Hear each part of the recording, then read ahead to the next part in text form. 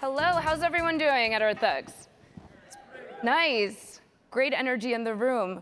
This is a live Scientista podcast recording. I am so thrilled to be doing this in beautiful Dallas, Texas at the premier sustainability conference. So well done to the whole team for putting this together. And to my panelists for joining me, I'm so appreciative that we're going to be having this really critical conversation today. So before I introduce you, let me just give the audience a little taste of who we are and what's to come. This is the Scientista podcast. We bring you conversations with leaders, change makers, and cultural figures, sharing how they're turning evidence and science into real-world impact. I'm one of the co-hosts, Dr. Shweta Chakraborty. I'm a behavioral scientist, so you'll hear me piping in here and there with my behavioral science and communications know-how. And normally we would have my co-host with us as well, former Assistant Secretary of State, Monica Medina. But unfortunately, she's had a personal injury and could not join us today. She sends her regards, but we are still going to have a great conversation and truly make her proud. We wish her a speedy recovery. So we're recording this at EarthX. It's the largest environmental gathering in the world, surrounded by people who care deeply about science, sustainability, and the future of our planet. But outside of these walls, unfortunately, trust has deteriorated. And we know that trust in science is fracturing. Climate has become politically polarized, and the environmental movement is struggling to break through. So today we're asking, has this environmental movement lost its narrative? We'd love for you to ponder that question as we get into it. And if that's the case, how do we rebuild it? So, the two fabulous guests with us today is, firstly, Dr. Elizabeth Gray. She is the CEO of the National Audubon Society, a leading conservation organization with more than a century of science-based, community-driven impact focused on protecting birds and the places that they need across the United States and the Americas broadly. She's a scientist by training and has spent her career at the intersection of conservation and climate, including over 2 decades in leadership roles at the Nature Conservancy, translating science into large-scale conservation action. She joined Audubon in 2021 to lead its conservation work and was soon after named CEO, the first woman to hold this title in the organization's 120-year history. I feel like that deserves a round of applause. That's incredible. This is what we do at Scientista. We elevate and amplify women, badass women and their voices. Thank you for joining us today, Elizabeth. So also joining us is Dallas's own, this is what gives us the credibility here on this panel, Dr. Whitney Strauss, Executive Director of the Advocare Foundation. Dr. Strauss is a trusted advisor, strategist, and speaker dedicated to helping organizations align people, purpose, and performance for lasting and systemic change. Her work centers on embedding human-centered leadership into strategy, culture, and community impact. She is the founder of the Strauss Marcus Group, a consultancy partnering with socially responsible organizations, particularly in education, philanthropy, and community systems, to strengthen leadership, organizational culture, and execution. Through this work, she helps organizations navigate complexity, scale impact, and translate values into practice. She also serves as the project lead for the Dallas County Food Plan Collaborative. Did I say that correctly? Great. Guiding the development of a comprehensive long-term strategy to strengthen the local food system in northern Texas. She has spoken at South by Southwest, that's where we first met. I got to interview Whitney then. United Nations Climate Week, and she's been on several podcasts. Actually, both of these ladies have their own individual episodes on the Scientista podcast. So hopefully after this panel, if you haven't already heard it, please go back and catch their episodes and some of the additional ones, including Sylvia Earle, who will be speaking on this stage after us. We've done a podcast episode with her. There's a lot of content there to keep you excited, because I know you're gonna be revved up after this. So we always kick things off by getting to know our panelists a little bit better. And we always wanna start on a positive note. So let's kick it off and start with you, Elizabeth. Tell us briefly about you and how you got your start. One thing you're working on right now at Audubon that really gives you hope.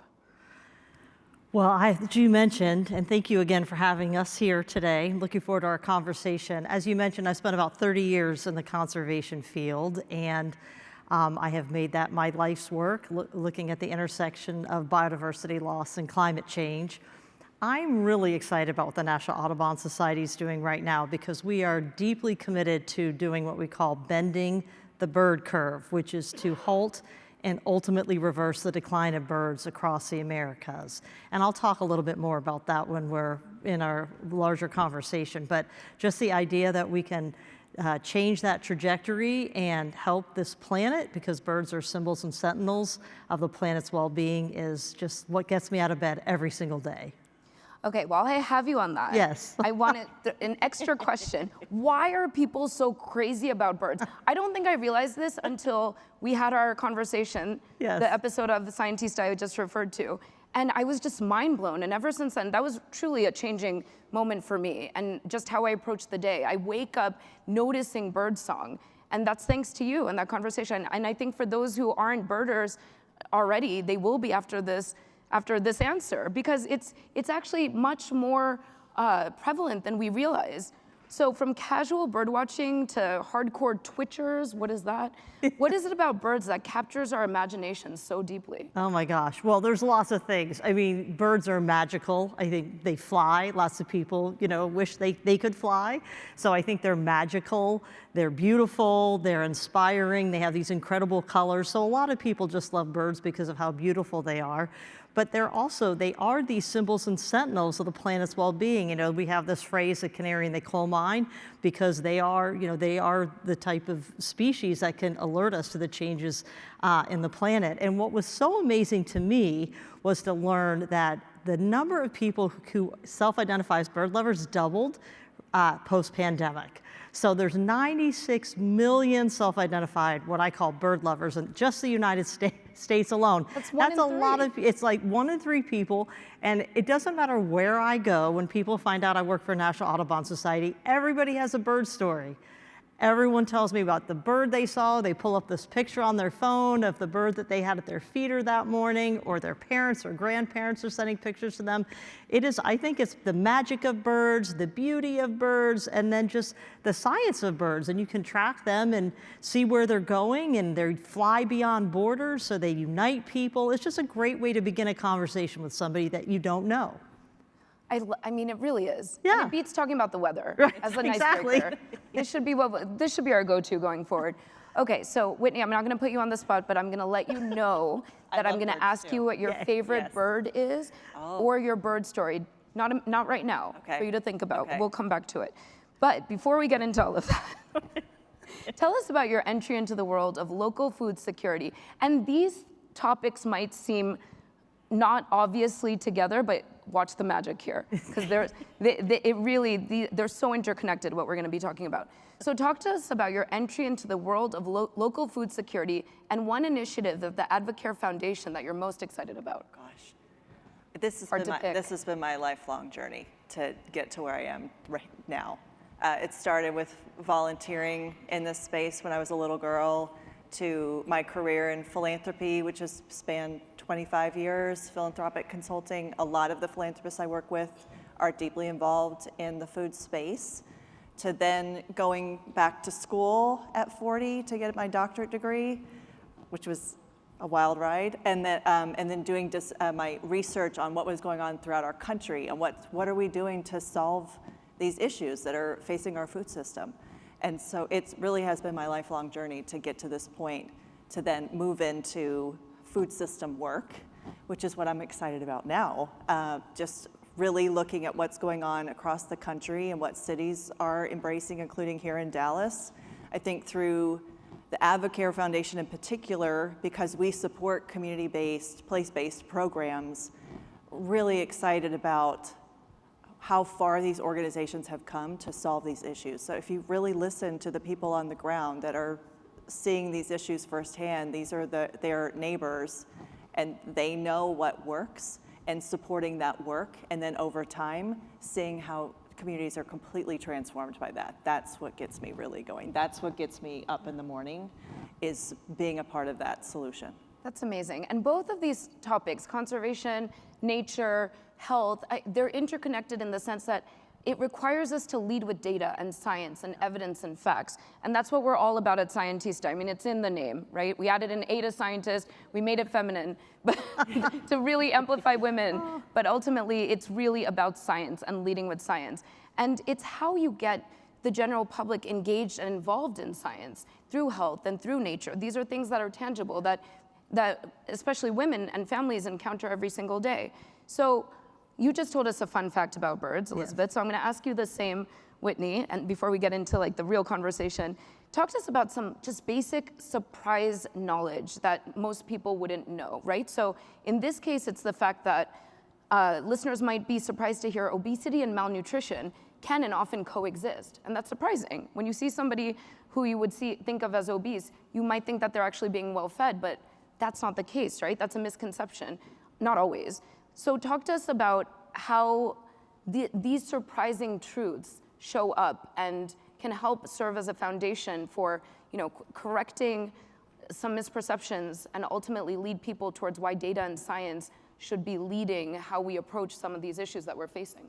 Great question. I go back to data a lot, and also to tell the story differently. And I think one of the surprises is exactly what you said, that obesity and lack of food, it's the same populations that are impacted by that. And I think in the data, to take out that story of why these issues are still occurring, and then from that knowledge, what are we able to do about that? So I think that's the most important takeaway for me, is changing the narrative about food, and it's so much bigger than just food, as to why, like the issue of food insecurity, why that is even occurring now, and then from the data, what can we be doing about that differently? Right. Okay, we're gonna get into much more of that. So, okay, Elizabeth, in my excitement of you being the first female leader in Audubon's 120-year history, I failed to actually describe Audubon and how much is happening there. Audubon is taking a bipartisan approach to conservation. It really brings together communities, partners, policymakers, and it's all about delivering science-based solutions across habitats, borders. And you can say this much better than me, but I just wanted to give that context, because this has been a century of history that the society has operated. And it's one of the most recognizable brands in conservation. So we're gonna have some real talk here about polarization of science, right? And how science is really being degraded outside of these walls even. And so in this moment, when we see this distrust in institutions declining, how does an organization like Audubon use its legacy to address this? I mean, because this is disastrous for people, for planet. We can't operate if we're not leading with science. So what is the role of Audubon? It must feel like an incredible burden, but also a deep responsibility that you hold leading this organization. How do you think about this? Yeah, it is a huge responsibility. Audubon it's a legacy organization. As you said, we've been around for 120 years. That's over a century of existence. And so this issue of trust, and kind of an erosion of trust in data, but also I think an erosion of trust in institutions and in universities and other entities is definitely real. So this is very top of mind for me, and it's very top of mind for Audubon. And so one of the things I think about all the time is, how do you create trust, and how do you maintain trust, especially as a legacy organization? And what I would say is that Audubon has been incredibly effective at getting results. And I do think that's one of the ways that you instill trust when you are a conservation organization. So you may not know much about our history. I'm not sure if folks know this, but we were actually started by a small group of women who took on the fashion industry, because back in the early 1900s, women wore feathers in their hats. It was a very fashionable statement. And a lot of what we call the plume birds, the herons and the egrets that have these big, beautiful feathers that come out, they were being hunted to Did close. not know that. They were really threatened because people were hunting them to get the feathers and the hats. So Audubon started by taking on the fashion industry to basically having women convince other women that it could be fashionable to wear hats that didn't have feathers in them. Original anti-fur campaigns. Yes, the original, exactly. So that was with feathers. And you know, then you fast forward to the 60s with Rachel Carson's Silent Spring, and we were very instrumental in helping get a ban on DDT. All of this was in pursuit of both protecting birds and increasing bird populations, but also helping people. I mean, the ban on DDT, of course, it helped raptors and other birds, but that had profound impact on the amount of pesticides and other chemicals that we were ingesting in our food, tying this all back together, right? So we have a long history of getting different types of results based on the issue of the time. I would say one of the things we've been doing recently that I'm really excited and proud of is we have a lot of what we call community science projects. So what these are is that we have people who are volunteers. They're not trained scientists. They can be, but they don't have to be. These are just folks, everyday folks, like any of you in the audience. We have things called the Christmas bird count, where we have people going out and collecting scientific data for us on the birds that are in their neighborhoods. This is not just in the United States. We do this in Canada. We do this down in Central and South America. We have the Great Backyard Bird Count. Get this, we had over 1 million people participate in 4 days in February. It's just astounding. Collecting data. It's amazing. So we have these hemispheric initiatives, we have more US-based initiatives, and then we have a program like Eagle Watch. This is in Florida, and we have over 1,000 volunteers that are hundreds, I think, of volunteers that go out and monitor over 1,000 bald eagle nests in Florida. This is the largest congregation of nesting bald eagles in the lower 48. That's so cool. One of them. And so the point is that we just have people, everyday folks, we get them really interested in science, we get them really interested in data, they help us collect data that help us inform our conservation decisions. And I think through those ways of engaging, empowering people, you continue to build that trust. So it's results in engagement. Beautifully put. Beautifully put. And I can tell you can definitely understand that in the nature of what you're doing too. You're trying to move people towards action, and how do you close that trust gap?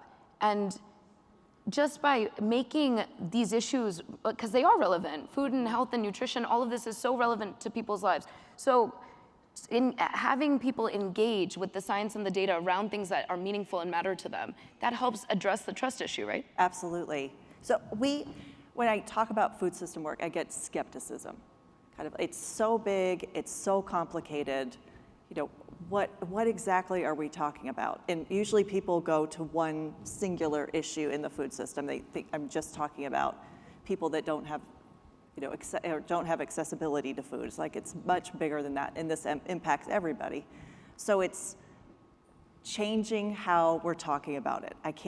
I don't use technical terms. I use relatable terms of why this was relating to everyone, and therefore getting them more engaged in it. Because if I'm just sticking to very technical terminology when I'm talking about this, I mean, you get the glazed over look of, that doesn't apply to me. I don't really understand what you're saying. So I have to make it very relatable. And people don't want to feel ignorant either. They don't. And everybody wants fresh, healthy food in their lives. Everybody wants that. So you kind of go to where I meet everyone in the middle with, this is a universal right that we all want. We all want that access to our food, and we all want to feel more a part of our food system and making choices about what we eat. Everybody wants that. So that's the language that we're using for the Dallas Food Plan, and you kind of see that throughout the country too. We've been talking about this in the wrong way. So if you're using the right messages, that it really translates to people and they feel like they can get engaged in it. I also go to really everyone can be a part of making a difference in this. So you have to go back to just, that single pebble in the pond, and every individual can make that ripple effect difference. So if you just decide on Mondays in my household, we're not going to eat meat on Monday. Yep. Over time, just the metrics on what that does, the ripple effect with our food system. So if everyone made small changes in their lifestyle, or if they're purchasing, or if you bought more local food, or I always go back to everyone can make a difference in this space. It adds up. It all adds up. A million people are doing something, right? Exactly, yeah. Oh, I love it. I mean, this is how you make science accessible. Yeah. And this is how you make it tangible. This is how you get people excited. And this is ultimately how you rebuild trust in science. The bigger picture science, we're talking, here at EarthX, we're talking about massive infrastructure shifts and changes. The average person is not going to be engaging in that level of multilateral conversation potentially, right? But that doesn't mean that at the local level, at the individual level, it doesn't matter. It's creating that importance and emphasis around data, evidence, science, so that we can, from bottom up and top down, ensure that we are leading with science first, making decisions with science first. So this is the point I was saying, that it's gonna come full circle. You'll see how it's all connected, because truly, just going outside, listening to that beautiful bird song, choosing what you put in your mouth every day. I mean, it's so connected to science and nature, and science and data. Okay, let's talk about inclusivity. So you talked about this with Monica and myself in the Scientista episode that we recorded with you, Elizabeth, and we thought about it. That really stayed with us, how important inclusive conservation is to you in particular. And you're really, personally very passionate about it. So it's no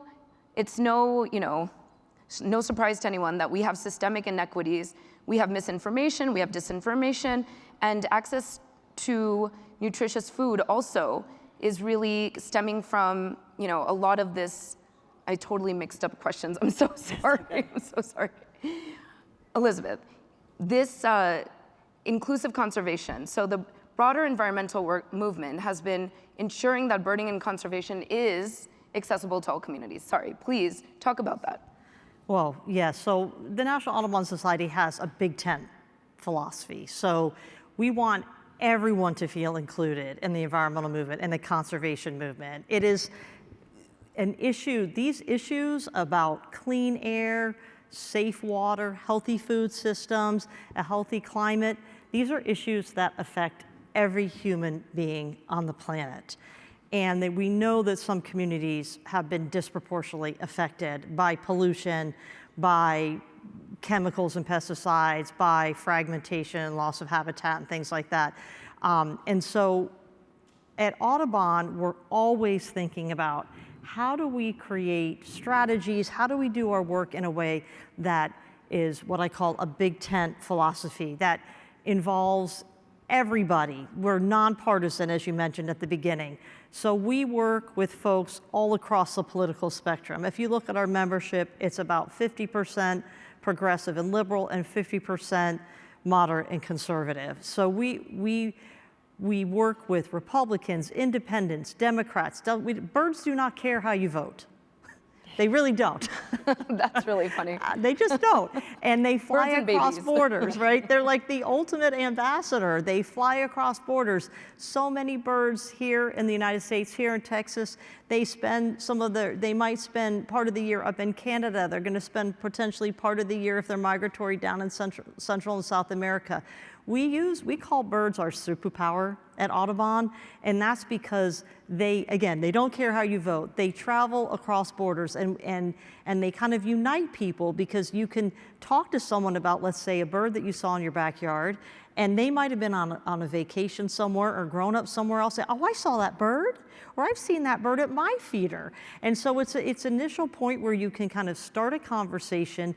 You can bond with someone over something that's personally meaningful and has some emotional tie to it, and then you can get into some of the bigger conversations. But this issue of ensuring that conversations about conservation, about the health of our planet, about bending the bird curve, whatever it is, ensuring that that is not limited to just a particular subset of people. And I'll give you a great example, because you were like, what's birders and twitchers and this, that, and the other.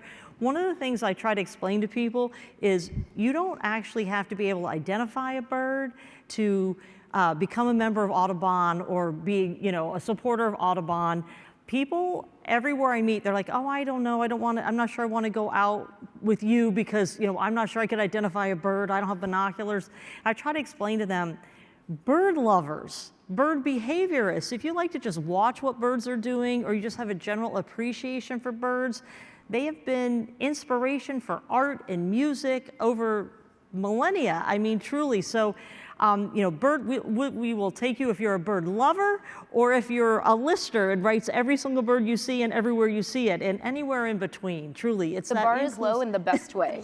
In the best way. Exactly. Love that. Exactly. Okay, I've disentangled the questions, but it is the same question for you, Whitney. So Elizabeth has spoken about inclusive conservation, right? And how these birds are ambassadors and don't care about borders. Love that.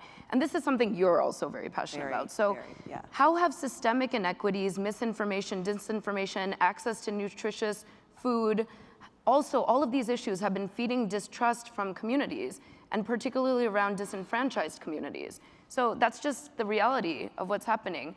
How can we begin to address some of this inequity? Great question. I mean, this could be the whole thing. Yeah. So we have not listened. Policymakers, philanthropists have not really listened. And there's an opportunity to do that now. So there have been more studies and more money spent on studies to explore this problem, just in Dallas. I mean, millions of dollars. We know what the problem is. Now it's time to involve the community in those solutions. And again, you have to leave the boardroom. You have to leave other areas of Dallas to go and seek who is involved in these issues in other parts of the city and involve them in the conversation. And so everyone is invited to the food party, by the way. The Dallas Food Party is an open invitation. Anyone can come Those join. are my two favorite words put together. It is all inclusive.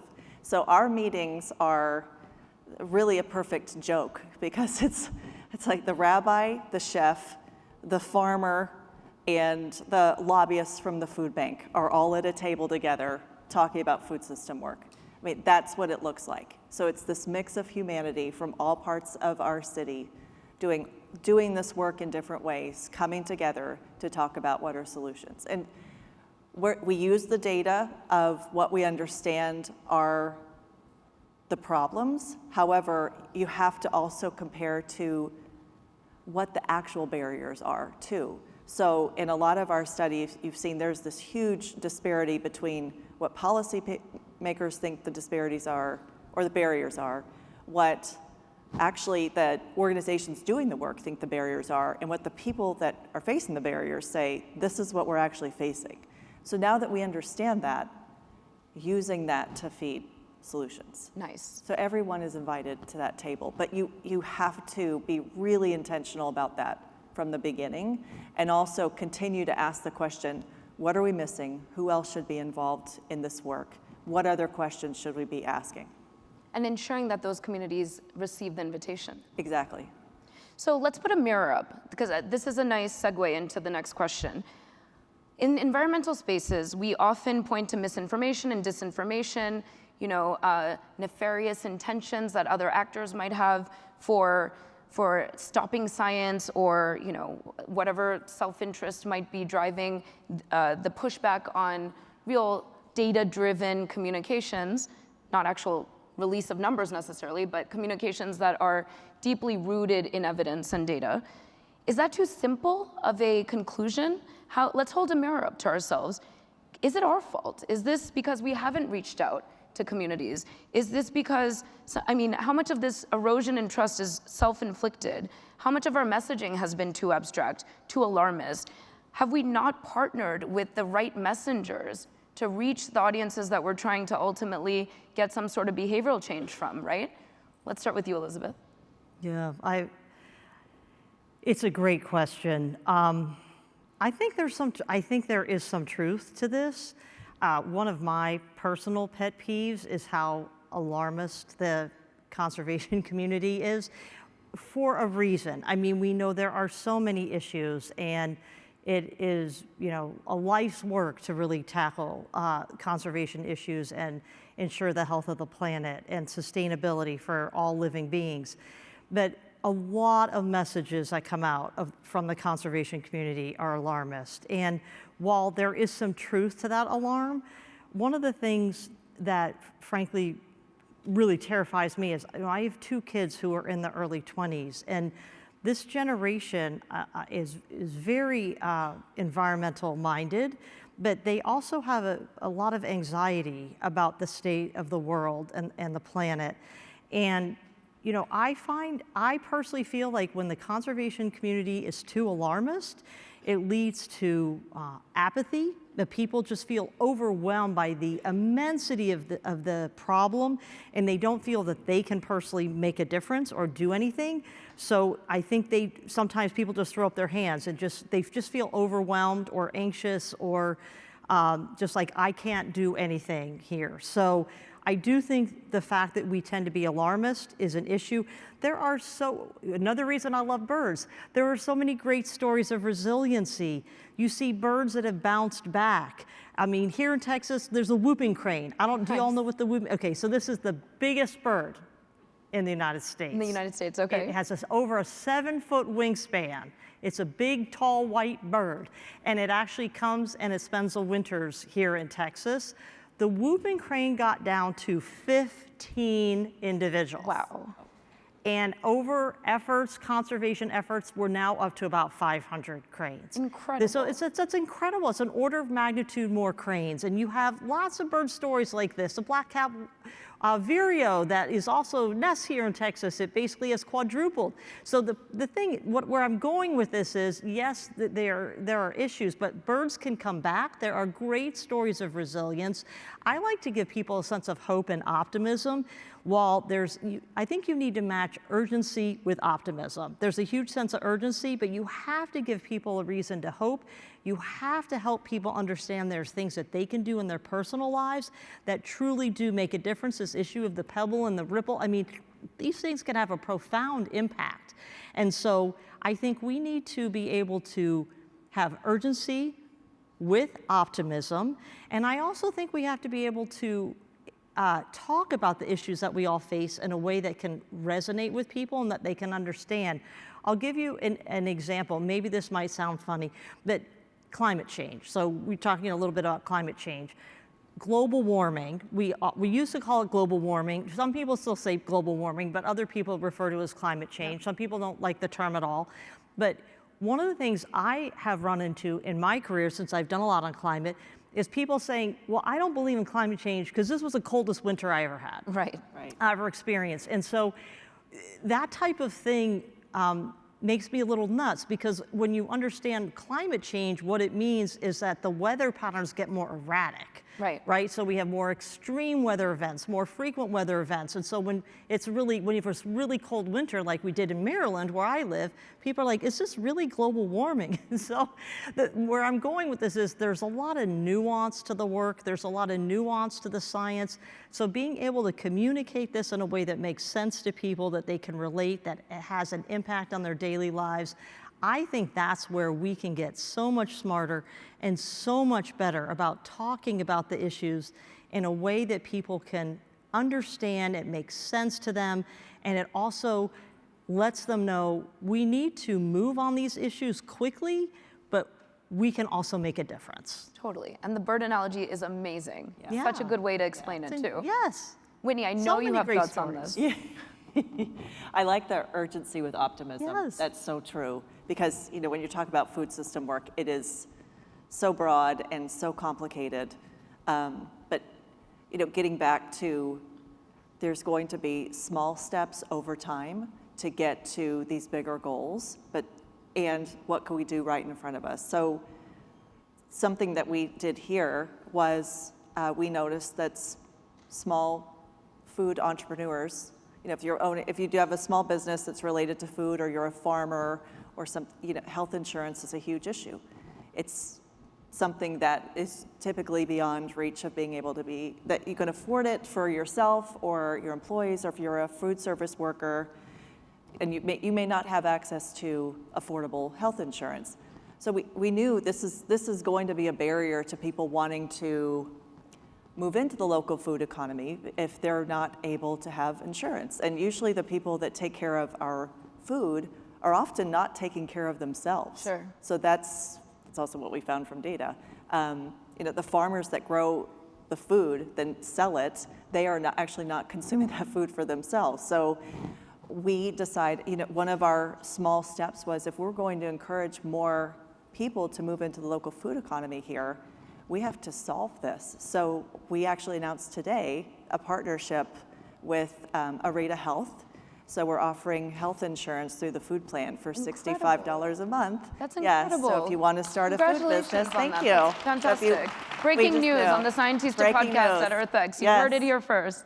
So you can go on our website at dallasfoodplan.org and go to resources and sign up for health insurance. So we just knew that if we're wanting to reach this huge goal in the future of having a more resilient food system here, which means more local food production and adding to our economy and adding jobs and fresh, healthy local food that we want to have, this is one of the things we have to solve for now. And it was a partnership that came from one of our meetings that we can do this. But again, those small steps to make it not so insurmountable, that we can achieve this as a city and having our own, a healthier local food system for everybody. Again, how food and health is connected, and that gap so often gets overlooked, and you just closed a massive one. So congratulations. Thank you. That's fantastic to hear. Okay, so we really, the playbook, unfortunately, it's working with Audubon, it's working with Advocare. So many of us are in a bubble in a good way where we support one another, but sometimes we don't see what's happening out there and how we're coming across as a community. So what can we learn from the old playbook that hasn't worked? What lessons can we bring into how we go forward in improving health outcomes, food outcomes, environmental outcomes? Because truly, it's all connected. So Elizabeth, let me start with you. I know you have thoughts about how environmentalists think they're communicating versus how audiences actually receive those messages. Talk to us about a specific work that's happening with Audubon called Survival by Degrees. What have you learned about what's working and what still isn't necessarily breaking through? What are the lessons you're taking away? Yeah, so Survival by Degrees was a scientific study that we published, and basically it showed that 2/3 of bird populations are at risk of being threatened or extinction because of climate. So basically what it showed us is that there are profound impacts of climate, and that we are not working in a static system. I mean, at the end of the day, the natural world is evolving, and the natural world has always evolved, but it's evolving at an accelerated rate, and it's hard for species to keep up. This is not just about bird species or other wildlife, our landscapes, our seascapes, our waterscapes, these things are also evolving at an accelerated rate. So we know the world the climate work is showing us the world is moving and shifting. Plants are coming into bloom at different times, insect emergencies are happening at different times, birds that migrate or other animals that move across the landscape are using different habitat than maybe they historically did. So one of the things that is so important, I think, for people to understand is it's not like you can just point to a map or something and say, this is the answer. Because the world continues to evolve and shift. Kind of change is now the norm. I think this is true for all of us in our lives too, right? Absolutely. I mean, we're faced with so much change and uncertainty and ambiguity right now in our lives. I don't think that's going to change with technology and other things that are just moving at this unbelievable pace. It's the same with the natural world. And so this is basically showing us that we have to be able to predict and project into the future. We have to be able to kind of take our best guess. We have to look at alternatives. And I'll give you a concrete example. Think about clean energy. We know we have to accelerate renewable energy across the landscape to meet our energy consumption goals long term. Yep. Wind and solar in particular are two that Audubon is working on right now. How do you accelerate the generation of renewable energy and also the transmission of renewable energy? So a lot of times what happens is these projects get slowed down because they don't have the community buy-in. Or they run into some kind of permitting issues, or there's the NIMBY, not in my own backyard type of approach. And so one of the things that Audubon does is we look at the data and we basically show where the impacts could be greatest on the landscape, but we also provide energy companies with what we call alternative pathways to getting to their goals. Yep. And to the point about getting everybody to the table, this is, I think, one of the sweet spots that Audubon has, because we're nonpartisan, because we're science-based, we often start projects by saying, who needs to sit at this table? And who are we missing? And we try to bring in the local decision makers, the politicians, the local landowners, the indigenous communities, the scientists, get everybody to sit around a table at the very beginning of a renewable energy project to say, what are the issues we might face? And here are several different alternative pathways, perhaps to the original one that was proposed, where you can move your project more quickly, with less resistance and more buy-in. And so I think this idea of trade-offs, I mean, there's no silver bullet to where you put a clean energy project, but there's, frankly, conservation, it's just full of trade-offs. I mean, the conservation movement is, in my mind, a conversation about what trade-offs? What trade-offs are you going to make today and tomorrow? And so this idea that you can provide alternatives and you can have this discussion with people who might think very differently than you do, but you can reach agreement towards a common outcome, I think this is the power of where we need to move as a community. The appropriate pace. Yes, that's right. For most impact. That's right. I mean, that was so well put, and that leads to exactly what I'm about to ask you. There's this urgency, right, of act now or it's too late. So, I mean, I imagine you're going to echo what Elizabeth just said, but how do you balance that urgency with agency so people feel empowered and not overwhelmed? I think we've learned just from past conversations about food, again, what I'm liking with the national conversation going on, there seems to be agreement with we all want access to healthy food. So you go with where there's agreement. I don't criticize. So that in the past, I think that has also been a part of the conversation. If we're not talking about it one specific way, then that's wrong. So it's, the solutions can come in very different forms if you're listening to a lot of different voices. So it's continuing to make sure that we are being really intentional about leaving those spaces open, making sure the table's always open, that people feel comfortable coming. And again, saying it in a way that is engaging to a solution. So a lot of food space talk is a lot about the issues with our food system, which can get really overwhelming really quickly. We know all that data, and that's really important to informing how we're moving forward. But also making sure that you're hearing what people are saying in real time and getting those conversations, those stories at the table too, because otherwise, if you're just talking about the problem, it can get really overwhelming. So we start talking about, okay, we know what we know, so how do we want to move forward? And it's not going to be perfect. Again, it's ever-changing environment right now. I like to say that when we did our food system analysis, it's what we knew as of 2024, because 2025 was all over the place. But you have to start somewhere. So don't get overwhelmed with, it's ever changing and these problems seem so huge. It's, there's small steps that we can start moving towards to make a big difference. I love this. Okay, so this has been real talk, right? Because we started with the big challenge of what we're dealing with, this polarization in terms of views on science, and real tangible approaches to how to bring trust back into science, right? Real organizations that are doing the work across nature, across food. So I'm hoping the audience is taking away some real lessons that can be applied to their own work and their own interests. And I want to go back to Audubon and talk about just how local it gets, because now I pay attention to it everywhere, ever since we had our first recording for the Scientista. And I just heard on NPR there was a segment on birdwatching, and there was a chapter that I believe it was an Audubon chapter in Manhattan, and it was really taking Manhattanites into Central Park and learning about birds that way. And even if you weren't necessarily into birds, just the community and the camaraderie of being with amateur photographers. Maybe that was the reason to join the group, or those who were naturalists and interested in plants and the different, all the different species that Central Park has to offer. And I just tuned in and I was like, is this the Audubon Society? So talk to us, Elizabeth, about, this is a massive United States-wide network. It has local chapters, it has citizen science programs.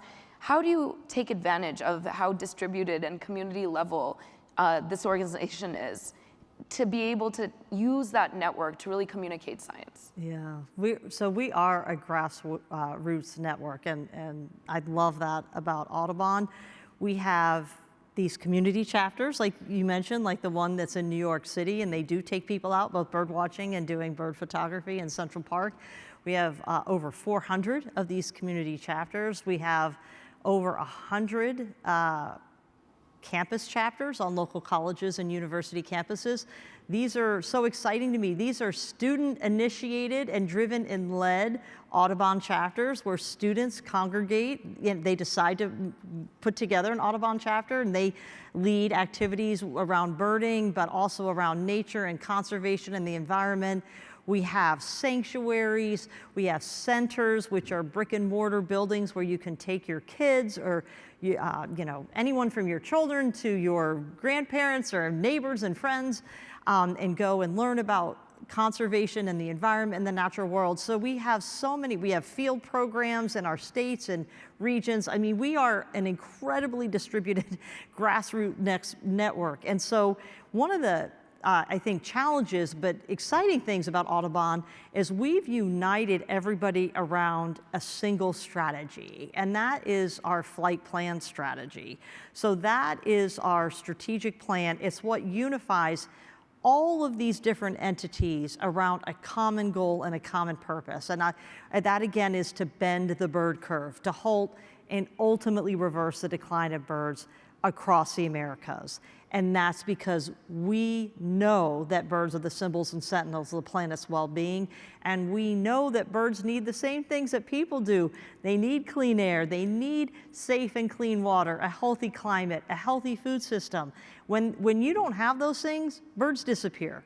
And like the stories I said earlier, when you do those, when you restore areas or you clean them up, birds are some of the first to come back. So they really do play that role. And so we have this whole strategy that is based on this single outcome.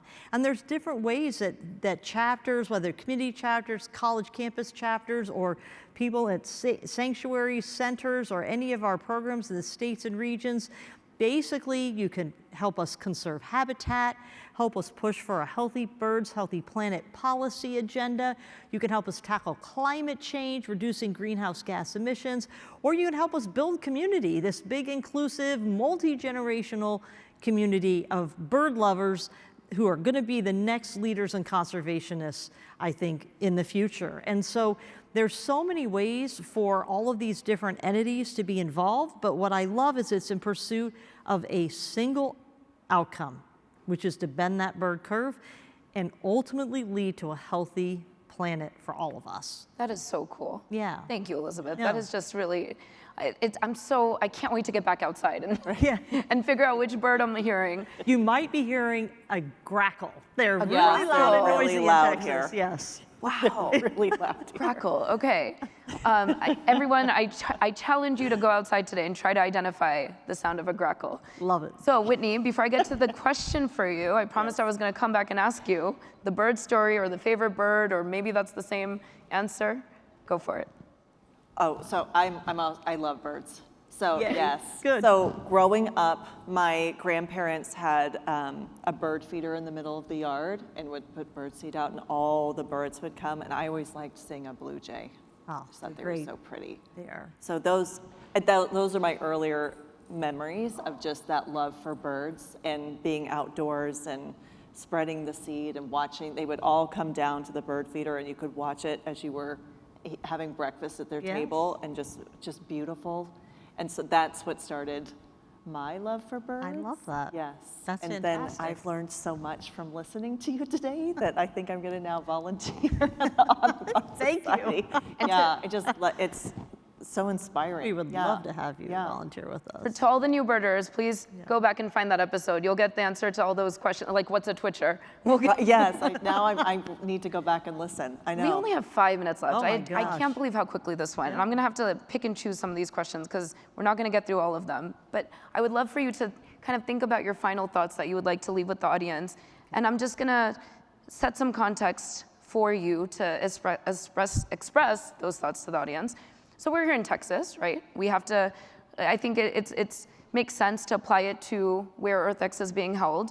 This is an energy state, it's a politically diverse state, and the question to both of you is, are we doing enough to engage conservative audiences? How can we ensure that we are successful in what we're trying to do here, what we're trying to do in EarthX, and more broadly, for the country, for the world? So use that as a little bit of this setting to give us your final thoughts and what you hope the takeaway is. So, Elizabeth, if I can start with you. Well, we are not doing enough to engage conservative audiences, in my opinion. Conservation is not a partisan issue. And it affects Birds are not political. Birds are not political, but neither, conservation should not be seen, I think, as a partisan issue. One of the ways that Audubon does this, and I want to pull back the food system for a second. We have a program called Audubon Conservation Ranching where we work with local landowners, ranchers, and farmers. And basically what we're doing is we're working with them to think about how they work the land, how they graze their cattle in a way that can be more beneficial to birds, to wildlife, but also to their own economic prosperity. And this is something that I would like everybody to understand, is that when you treat the land well, first of all, folks who work the land are passionate about conserving and protecting the land. And that's one thing we found. And so speaking the language of the folks that you work with, honoring the values, looking for similar values is really, really important. But when we work with folks who use some of the Audubon best practices for ranching, they have healthier soils that retain more water during drought. They have more insects and birds come back, and they actually can put more cattle on their acreage. They actually end up making more money. They can sell their beef as Audubon certified beef. If you go to the store, look for Audubon certified beef if you like beef, but there's lots of different ways. Basically, one of the messages I try to convey to people is you can have increase economic prosperity while doing things that are good for the planet and doing conservation action. So I would say, we all need a healthy planet, not only so we can survive, but we can thrive. If you care about health, safety, affordability, economic prosperity, you should care about conservation. You should support National Audubon Society. You should be fighting for a better planet, because the conservation is related to all of those topics. Absolutely. Wow. Mic drop. That was a mic drop. That was it. Yeah, that was it. Yeah, but relating all of those topics together and finding that commonality with people. And we all want healthier food for ourselves, for our families. I mean, it's part of our value system. And again, the economic prosperity, how healthy our city is, how well we are living, all goes back to how are we taking care of ourselves and our food system. So, I mean, you said it so well, but tying all of that together, that's what engages people to be a part of it, because instead of just talking about it in one way, you are tying it all together, and we all share that value of wanting healthier food for, again, ourselves, our families, and our neighbors and our communities. Regardless of our political identities. Exactly. This is something we hold true intrinsically as Americans. That's fair to say? Yes. Yeah. Absolutely. Okay. Well, with that, please join me in a round of applause for our fabulous panelists, Dr. Elizabeth Gray, Dr. Whitney Strauss. It's been an absolute pleasure recording this live episode of the Scientista podcast with both of you. For those of you who haven't heard us yet, please go to anywhere where you stream podcasts, download Scientista. It's called the Scientista Podcast. Tune in, share with your friends, leave us a rating. leave us some feedback, leave us some love. It goes a long way for us. And share with your friends and your families and your networks. And have a fantastic rest of EarthX 2026. Thank you all so much for tuning in.